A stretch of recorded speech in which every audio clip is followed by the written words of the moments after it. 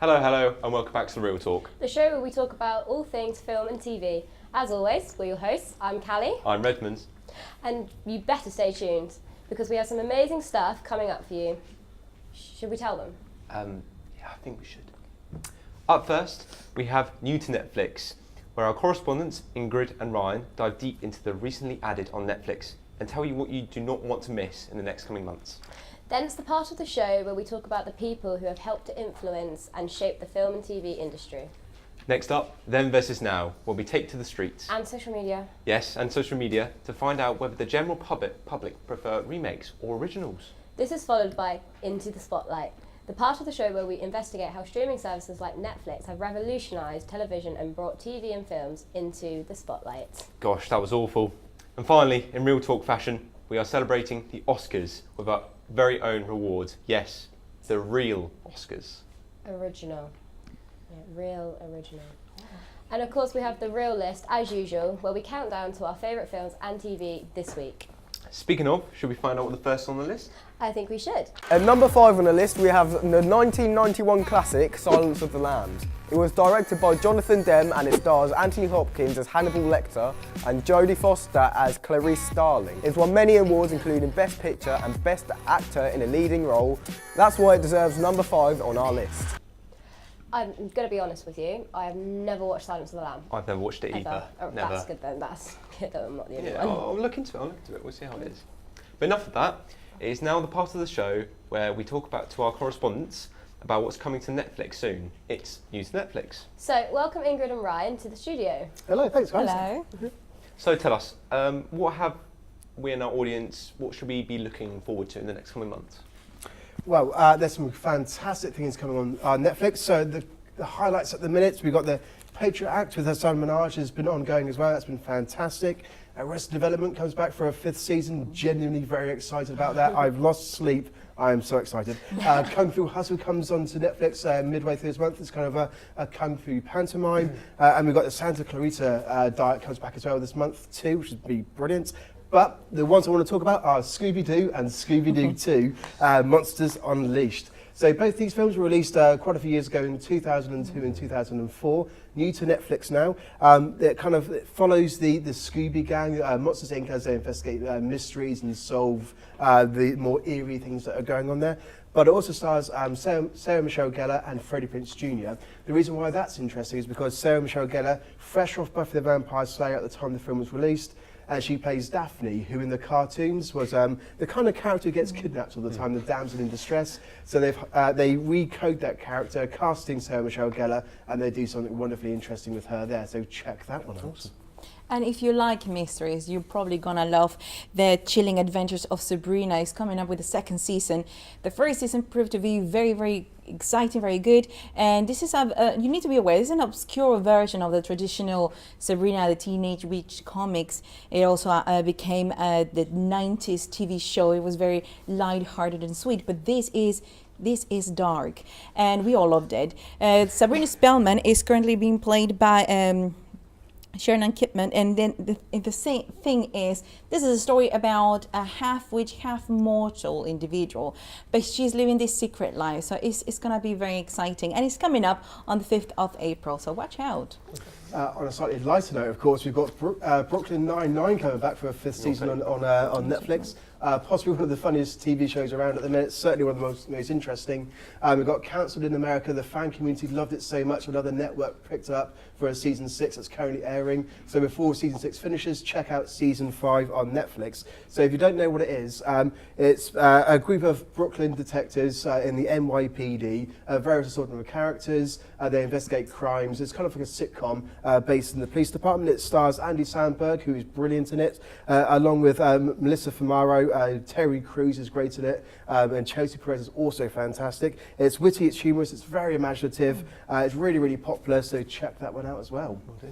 And you cannot miss Orange is the New Black. It's coming up for the last last season ever, the 7th season.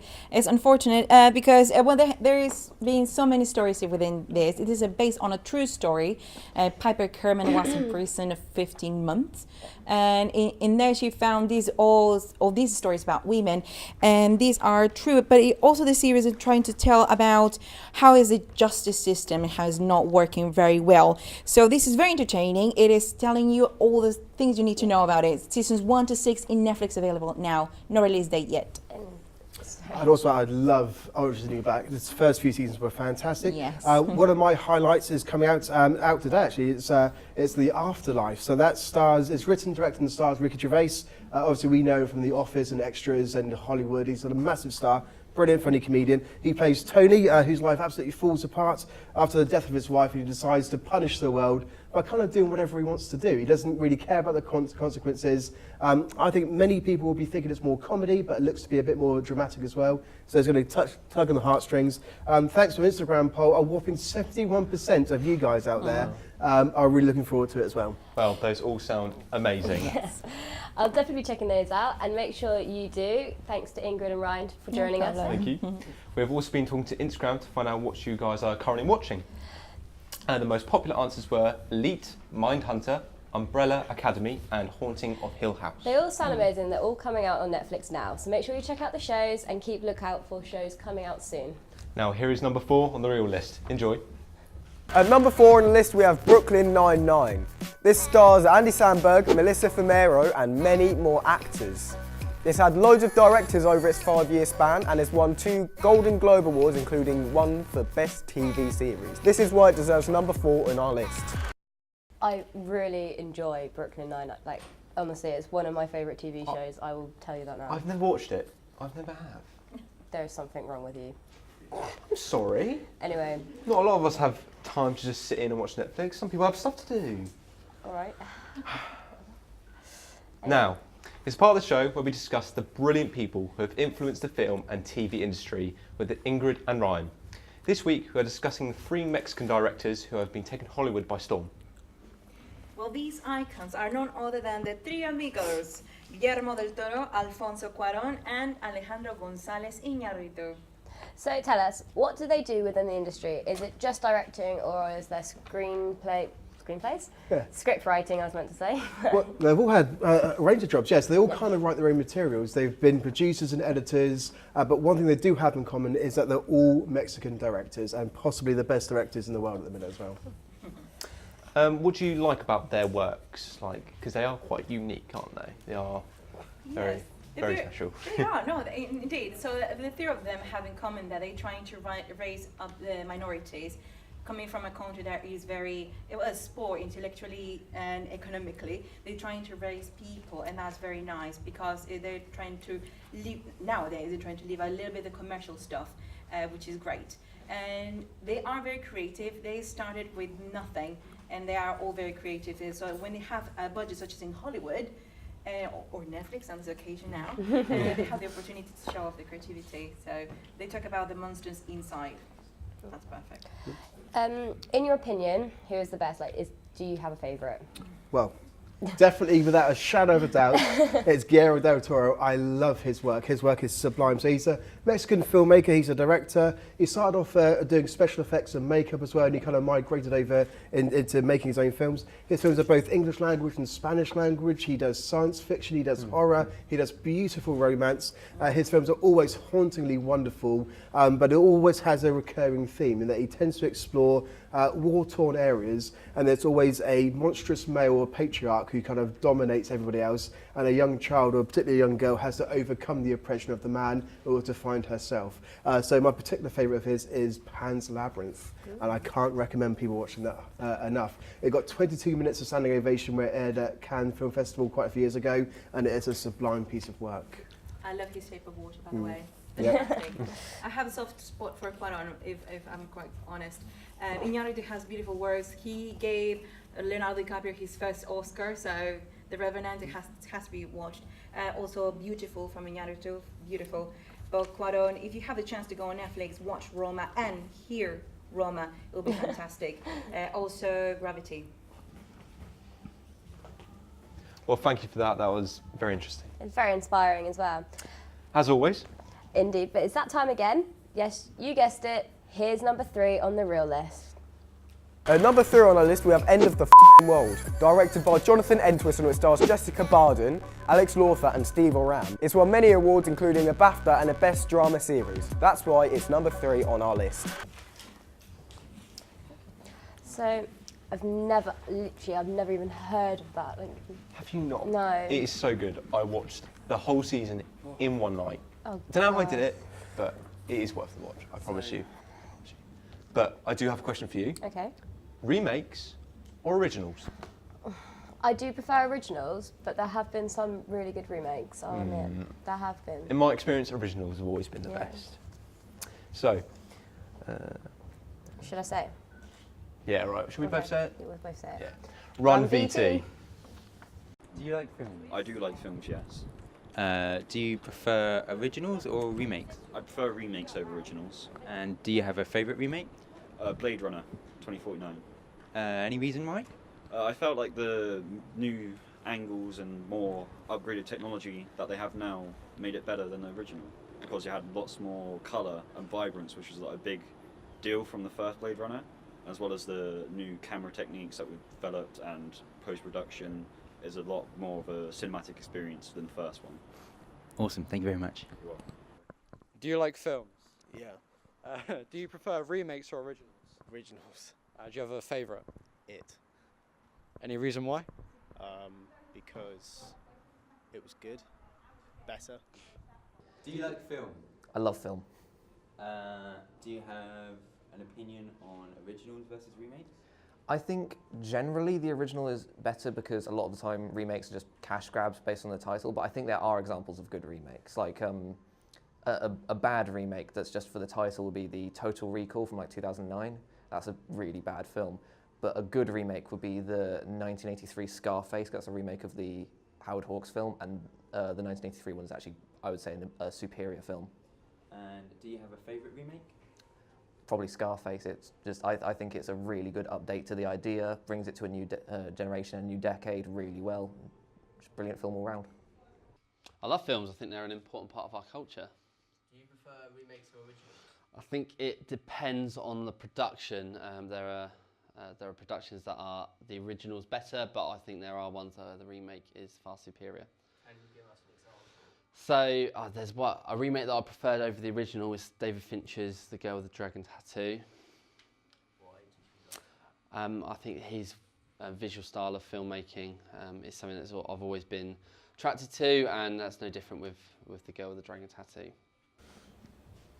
See, I do like remakes though. I love the Jungle Book remake. Have you seen? Yes, that is very good. Really good remake. It is a big argument amongst our It's society. true. Remakes That or is true. originals.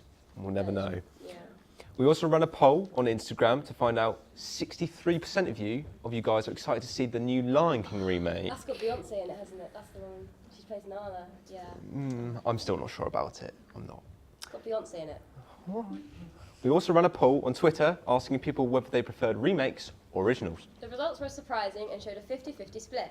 It's clear that you prefer it's down to personal preference. And although remakes sometimes get a lot of hate, they can sometimes be good or better than the original. Well, after that, I bet you're just dying to know what is number 2 on the real list. So here it is. Enjoy.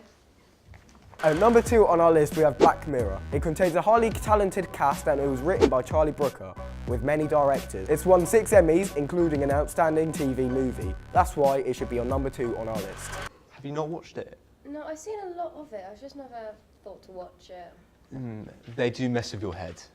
They are very creepy. Okay. Now, it's the part of the show where we shine a light on what streaming services like Netflix have done to revolutionise TV. Yes, you guessed it. It's Into the Spotlight.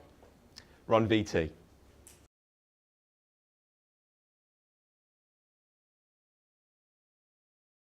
I think the television industry has been completely turned upside down by the arrival of the internet. It didn't happen overnight. The internet's been with us properly since about 1995 or so. But now, more recently, with the arrival of streaming platforms, television is not what it used to be. It's not the television in the corner of the lounge. It's not the box in the corner of the living room that your parents might have been used to. Television is something different now. In fact, a lot of people don't recognise the word television. Television is content, it's media, it's a streaming platform. These words are not television anymore, but essentially it's the same thing. It's just not what we understand by using that word. One of the biggest things about television consumption is that less people are watching TV, and it's a major, major worry to the BBC, ITV, Channel 4. These are businesses, huge organisations that rely on viewers. They rely on viewers to sell adverts to, they rely on viewers to pay licence fees to get people to watch their content. But if less people are watching television, then these broadcasters become a little less relevant and a little worried that the competition, by way of Amazon, Netflix, more recently we'll be seeing much more of Google and Facebook competing for those same eyeballs. So the arrival of streaming platforms, the arrival of the internet, the arrival of the web, the arrival of this different form of media consumption is turning things upside down on many, many, many levels. People write books about it. It's a huge question and it's of huge significance, and it's happening every day. We're living a revolution.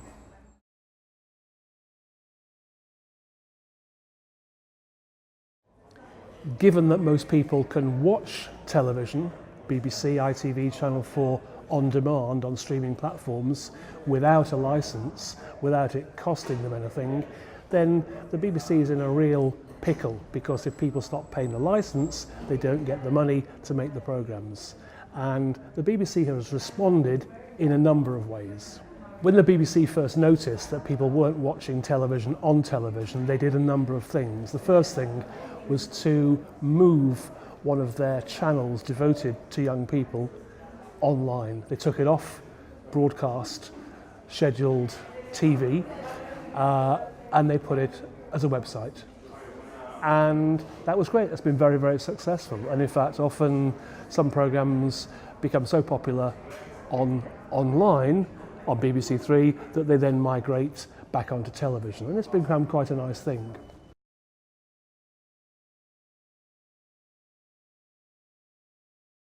There'll never be a shortage of demand for the moving image. Going to the cinema has never been more popular. You think, hold on, Netflix is around, you can watch anything you like from the comfort of your own home. More people are going to the cinema than ever before. Why? People like stories, they like shared experiences, they like the occasion and the event. It's the same with television. Television is going through huge changes, but people are watching lots of television. They might not call it television, they may not think it is television, they certainly might not be paying for it as television, but on their phone, on their mobile, on their computer, it is the moving image. This means that the demand for moving images, the demand for people to make moving images for the screen is only right. That was rather interesting. Yeah. I learned a bit about that. There's a lot of views from different people. Yes, there was. We also wanted to know what you guys at home think of streaming services such as Netflix. After a staggering amount of replies, when asked on a scale of 1 to 100 how much they like Netflix, the average answer was 100%. Wow, you all seem to love Netflix. Now is the moment I'm sure you've all been waiting for. It's number one on the real list. I wonder what it's going to be this week. Well, let's find out. Here's number one. Coming in on number one on our list, it stars Asa Butterfield and Gillian Anderson. It was directed by Kate Herring and Ben Taylor. That's right, it's Sex Education. Sadly, it's won no awards yet, but we like it, so it's at number one. So, I've never watched Sex Education. Oh my God, you have to. When you get home, you put it on straight away. Understand? Yeah, no, I'll think about that one. Welcome back. That was an interesting number one. We've decided here at Real Talk that we want to celebrate the Oscars by hosting our very own award show, The Real Oscars. And even though we think the winners of this year's Oscars are well deserved, we still wanted to give some recognition to other films and actors who we think were incredible too. So let's get into the awards.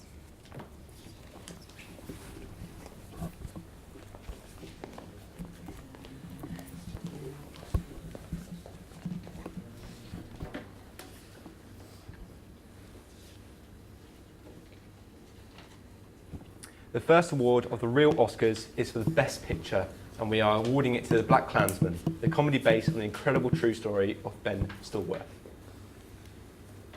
The next award is for Best Animated Feature, and the award goes to Incredibles 2, the long-awaited superhero sequel adored by old and new fans. And now it is the award for the Best Sound Editing, and it goes to A Quiet Place, the post-apocalyptic science fiction horror film starring Emily Blunt and John Krasinski. Moving on to the Best Visual Effects, the award goes to Avengers Infinity War, the epic superhero film that features all your favourite heroes teaming up together to fight Thanos. Best Actor in a Leading Role goes to Bradley Cooper, A Star is Born. And Best Actress in Leading Role is awarded to Lady Gaga, A Star is Born. Here at Real Talk, we thought their performances were outstanding. Well, that was an amazing show. It's over already.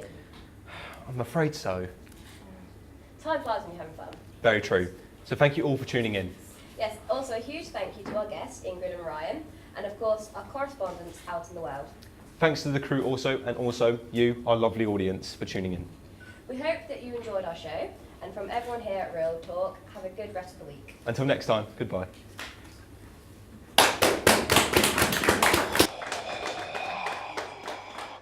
Got it. Krasinski. Got it.